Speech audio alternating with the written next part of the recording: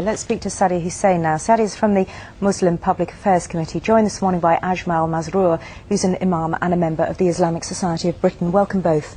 Thank you very much for coming in. Obviously a lot of concern, a lot of hurt over these cartoons, but Sadia, do you think that the protests that we saw over the weekend are in any way justified?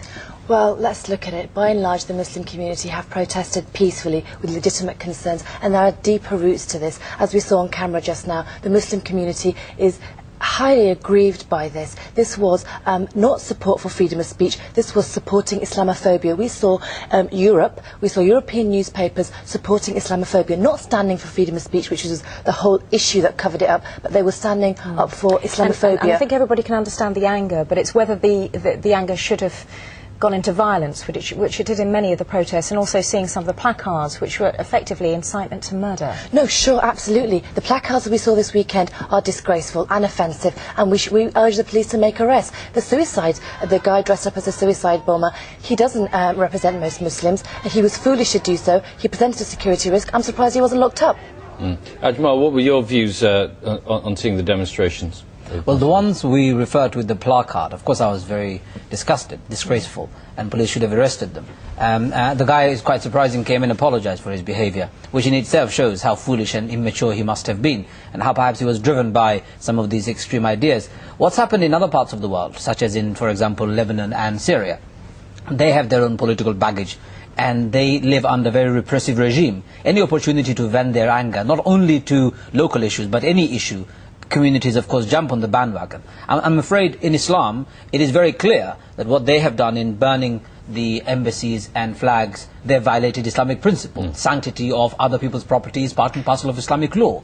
We know that very clearly, but what we cannot ignore is the offence these cartoons have caused. If somebody wanted to create a satire or mock the Prophet, for example, or criticize the Prophet in a way that is civilized, in a way that creates a debate and a discussion. Well, how can it ever be civilized? I'm sorry here. No, let me finish my statement. If the whole idea, the Danish newspaper wanted to look into the issue about depicting the Prophet, make an image of him, they could have done that through public debate. They could have done that through the written media. But they went way too far. This was a direct insult and demonisation of Muslims. That's precisely what I was saying. I was saying that if they wanted to create a debate, that's what they haven't done. What they've done is created an outrage. And this is something that the Danish newspapers and anyone else who have done it should be held accountable for. Yes. Just one thing I want to add. What they've done is they've depicted the Prophet as a terrorist in their cartoons. Prophet isn't a terrorist, and everyone, even non-Muslim scholars, would say he was a very merciful, kind person. And I think it's not, obviously it's not just the depiction of the Prophet, which is obviously Prophet's against your religion anyway, course, yes. but the way he was depicted. Understand that, but it's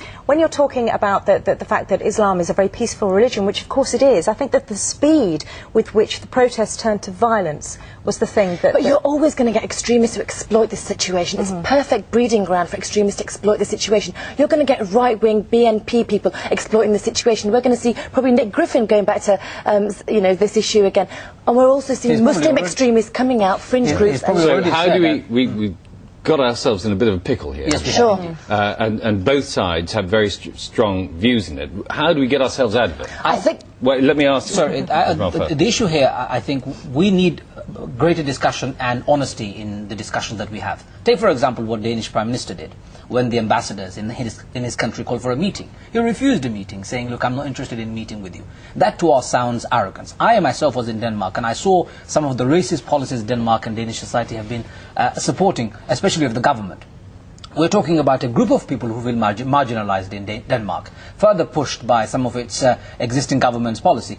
What we want to talk about seriously, especially in the context of Europe, if we want Muslim communities to be equal partner to European experience, we must allow that space. We should not push them, insult them, and constantly belittle that which they consider sacred, and especially not under the guise of freedom of speech. You're seeing things that are so inflammatory anyway that anything that provokes outrage might lead to this kind of wisdom. I'll make it simple. I think we need to go forward by addressing Islamophobia in Europe that exists. We know pockets exist. We need to look at integration of Muslims in these European countries. I'm very happy it didn't happen. The British newspapers didn't publish it. I think we have different integration here in Britain. I think Denmark and other European countries need to look at their integration of Muslims. In fact, if we need to look at the European Convention of Human Rights and make sure that this doesn't happen again and protect these minority communities.